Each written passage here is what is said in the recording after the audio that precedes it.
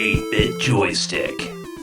Nintendo has released a ton of rad game systems over the years, each with their own unique reasons to love them. But if I had to pick just one system that every serious retro game fan should track down, it would be one that you probably don't know about. This sucker right here, the AV Famicom. Now, you might look at this and think, oh, that's just the NES Top-Loader. Let me stop you right there. Absolutely not.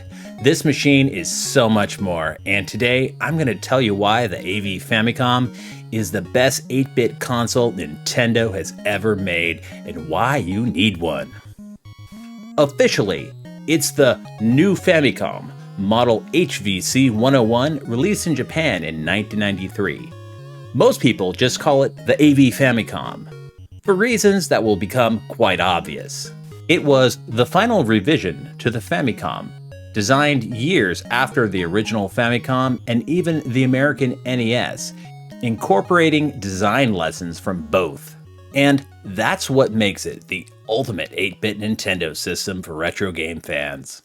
The biggest reason to own an AV Famicom is right there in the name. AV. Technically, it's not in the name, but it's right there on the box, and everyone just calls it the AV Famicom. The original 1983 Nintendo Famicom only sent out video through an RF switch, which was designed for Japanese televisions. Now, the US and Japan use different frequencies for TV channels. Getting a clean picture from one of these suckers is tricky in the US. A US CRT needs to be set to channel 95 for channel 1 on the Famicom, or channel 96 for channel 2 on the Famicom. It's a little noisy and fuzzy, and it just doesn't let the vibrant 8-bit colors pop. But playing an 8-bit game via regular RF has its own unique charm, but this ain't it. Now, the AV Famicom has this beautiful Nintendo multi-AV port on the back. It's the same one that you'll find on a Super Nintendo, N64, and the GameCube. This gives you a clear composite video signal right out of the box. Now, it can't do S-video, component video, or RGB, but for composite AV video, the difference is night and day.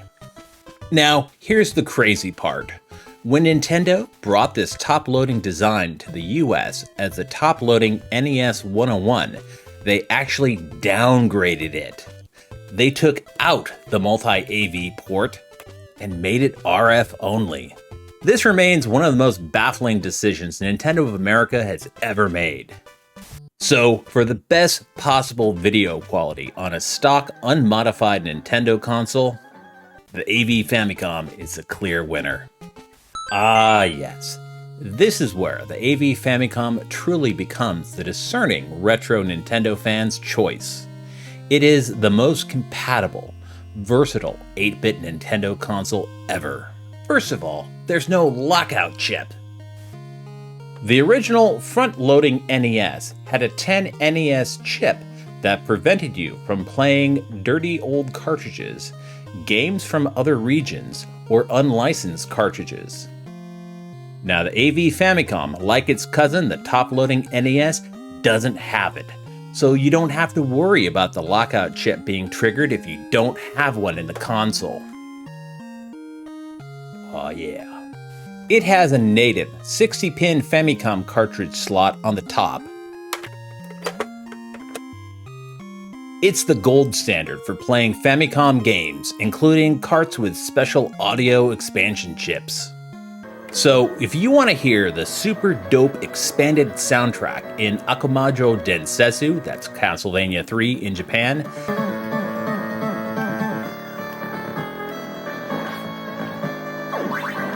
this is the way to do it on original hardware without any complicated mods to enable expansion audio. The few Famicom cartridges that have special processor chips built into them work flawlessly. Want to play your American NES games? No problem! Just grab a 72-pin to 60-pin adapter. My favorite one is this one from Retro Road. It's aesthetically pleasing, and it's always worked perfectly for me. Now, you are probably used to these suckers that let you play 60-pin Famicom cartridges on a 72-pin American NES. This bad boy right here lets you go the other way around and lets you play NES games on your Nintendo Famicom. Mind blown! And since it's an authentic Nintendo 8-bit system, it works with the Crix EverDrive. Both the EverDrive N8 with a 72-pin connector, but I really would recommend the Crix EverDrive N8 Fami with a 60-pin connection and that sweet show-up pulse wave Nintendo vibes. Now, you can use the full power of either EverDrive and actually use in-game save states and Famicom Disk System FPGA recreation. You can even run the Japanese version of Gimmick with a custom Sunsoft sound processor on an FPGA cartridge when it's combined with an AV Famicom. Simply perfection. And it doesn't stop with cartridges. The flat top was designed specifically to be compatible with the Famicom Disk System's RAM adapter, giving you a superior video signal for all those funky FDS games. Now, the original Famicom had controllers that were hardwired into the back of the console, with incredibly short cords. But the AV Famicom, like its American cousin, the NES, fixes this.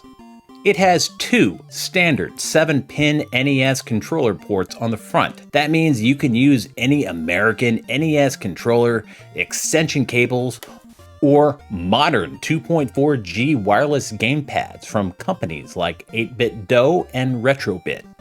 But it also keeps the original Famicom controller expansion port on the side. This gives you access to the whole wide world of awesome, funky, Japanese exclusive accessories, like the Famicom 3D system, the one-handed ASCII gamepad for RPGs, the Nintendo Famicom light gun, the Taito Vaus Arkanoid analog spinner, or Konami's Hypershot arcade button controllers.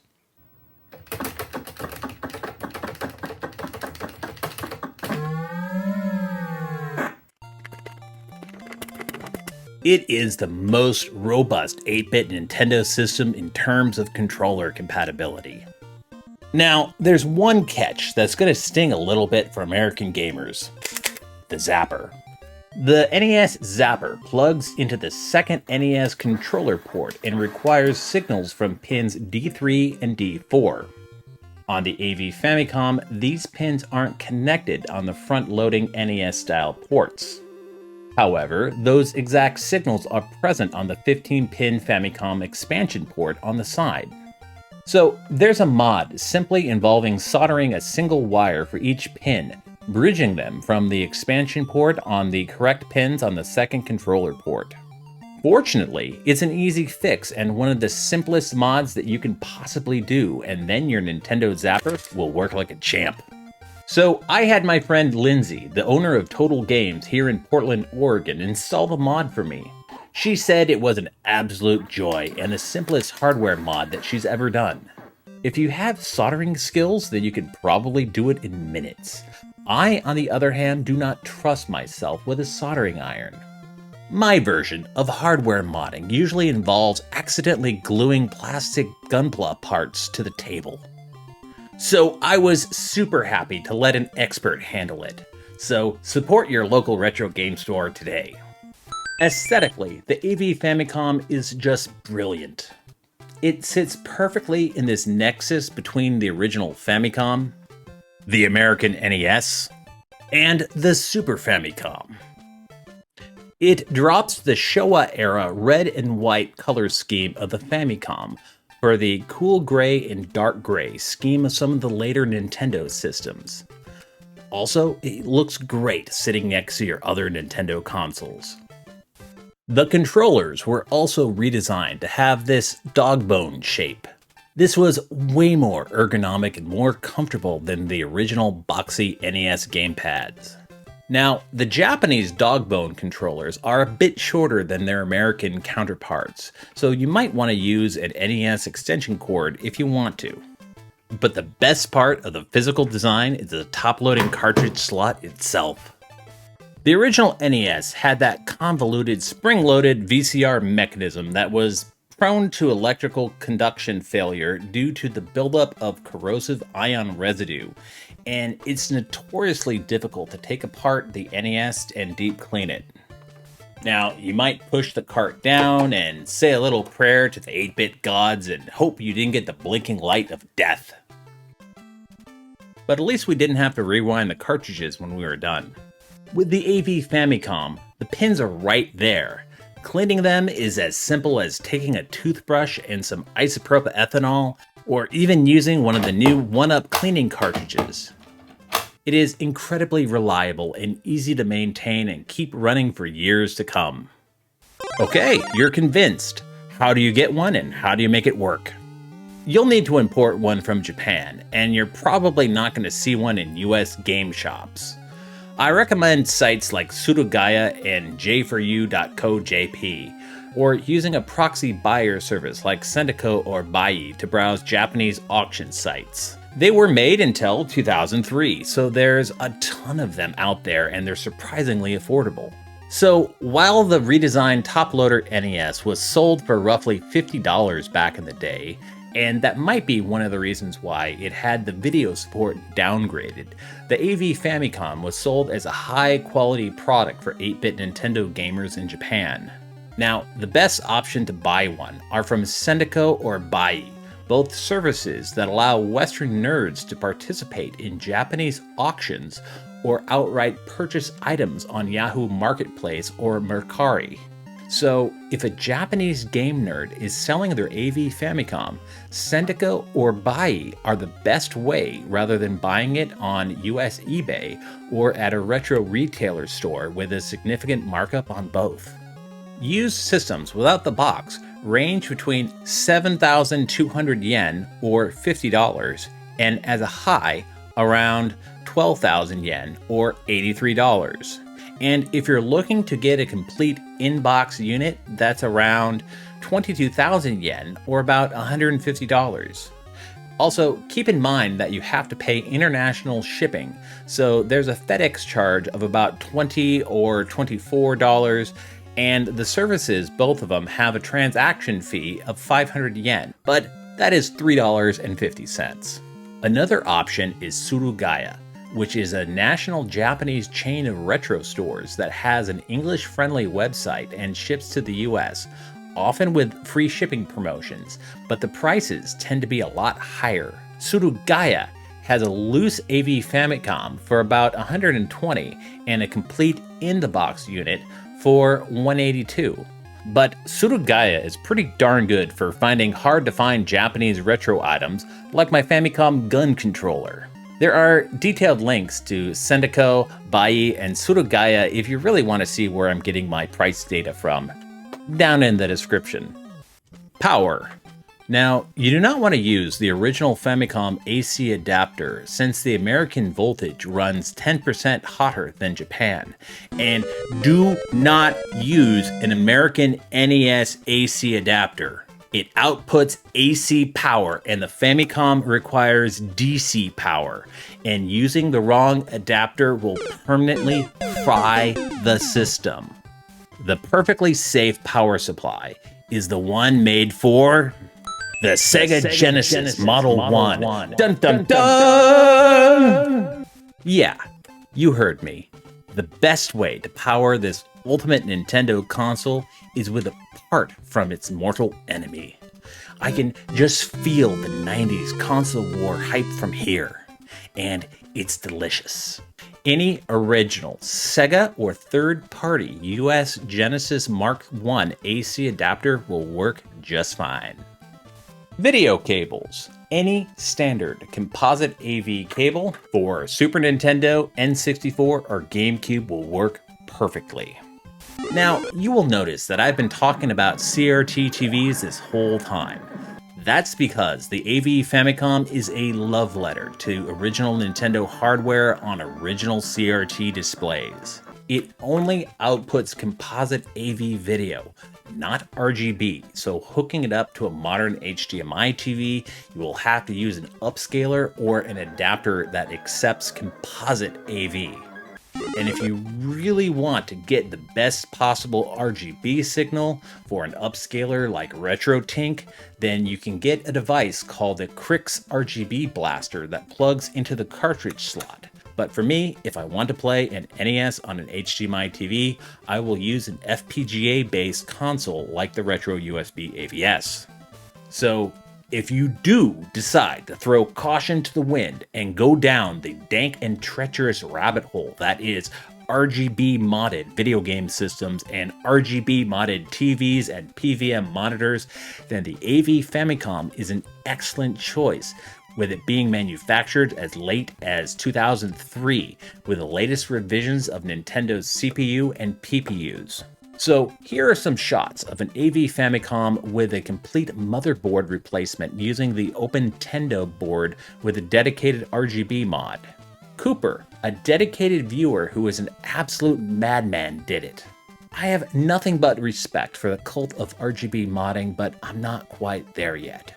Regular old CRT TVs are just good enough for me, but for members of the cult of RGB, they would be roasting me alive in the video comments if I didn't mention that for you. The AV Famicom is for the pure, authentic CRT experience, and trust me, that's how you want to play these games, with a comfortable embrace of the glow of the CRT TV. So let's recap. The AV Famicom has the best stock video output of any 8-bit Nintendo system. It has the updated American-style controller ports and original Famicom expansion port compatibility. It has a sleek, reliable, easy-to-clean design and no region lockout. It is hands down the most versatile, high-quality, and definitive way to play the entire library of Famicom disk systems, and American or European NES games on original hardware. It's small, it's cute, and I think it's the best system that Nintendo has ever made. If you have a large NES collection and you're thinking about getting into Famicom collecting, there is no better way to do it. And that is why I made this long, ranting video to share my love for the AV Famicom with you. So, what do you think? Is the AV Famicom the true king of 8-bit Nintendo? For anyone that owns one, what are some of the first Famicom games a new owner of an AV Famicom absolutely has to play? Let me know down in the comments. And you should totally subscribe because I make awesome videos like this each week. Thanks for watching. This is 8-Bit Joystick. Stay awesome. Play retro.